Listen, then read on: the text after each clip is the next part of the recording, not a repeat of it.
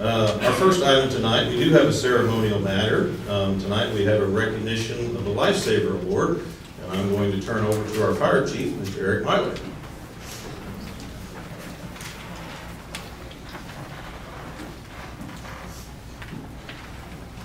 Good evening, Board Alderman, Mayor. This is kind of a special recognition for this guy behind me. There's a little bit of events for the day. Why not get close enough? I'm not loud enough. That's it.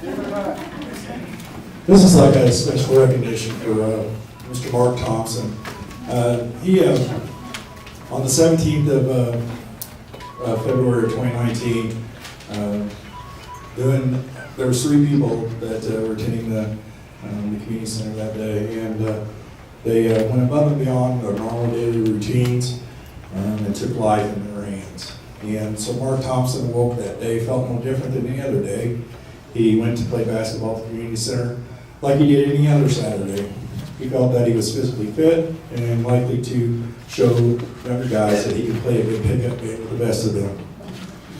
Mark tells in his story that he did not feel bad other than being tired and beat up by the younger guys. So he went to try to shoot some hoops to get warmed up, see if he could still play. And the next thing Mark knows, he was being transported on an ambulance cot and very confused about what was going on. So what really happened that day? Mark had collapsed on the community center gym floor. 3 people came to his aid and determined that Mark had not fallen and injured himself, but he was in full cardiac arrest. Quick hands using what is called hands-only CPR. Training was started, shared by all 3, and an AED was retrieved to the community center's lifeguard office while EMS was being summoned to the scene. The AED was attached to Mark's chest. Rescuers followed the instructions on the AED and he was shocked 1 time. Chest compressions continued and eventually Mark regained consciousness. EMS arrived to find an apparently stable patient. Although Mark was very confused about what took place, he is a man who will forever be thankful to his rescuers.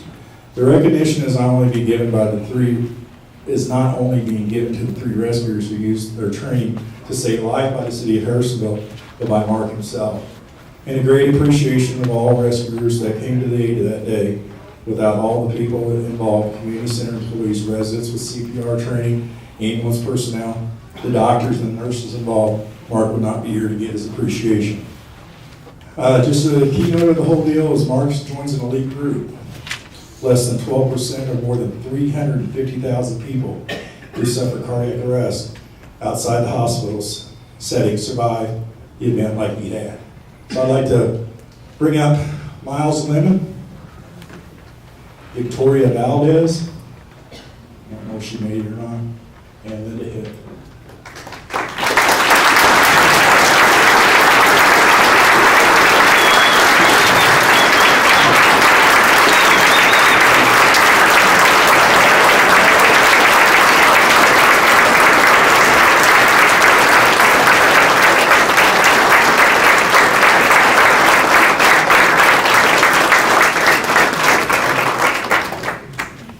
I'd like to thank these 2 for kind of coming to my rescue. They're both modern day heroes. And also like to thank the Harrisonville EMTs. Rachel here was by my side when I was wheeled out into the ambulance. I was able to tell them which hospital I wanted to go to, but apparently they don't have any heart unit over here at the Harrisonville Regional, so they took me to St. Luke's East. Everything was fine. Had a small surgery the next day.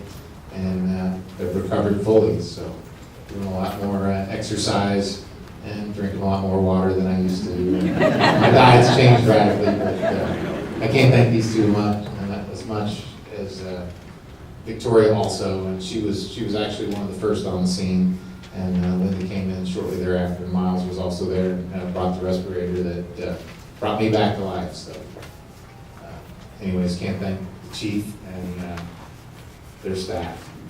Thank you very much.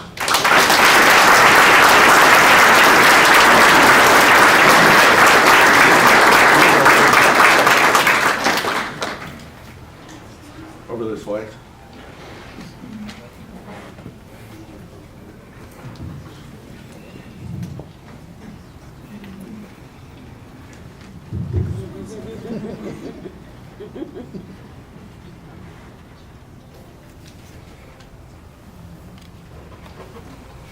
Thank you. Thanks again.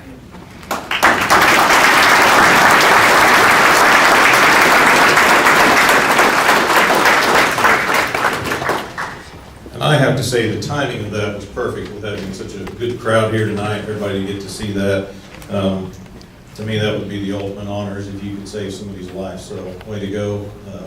It's great to see we have people like that in our communities.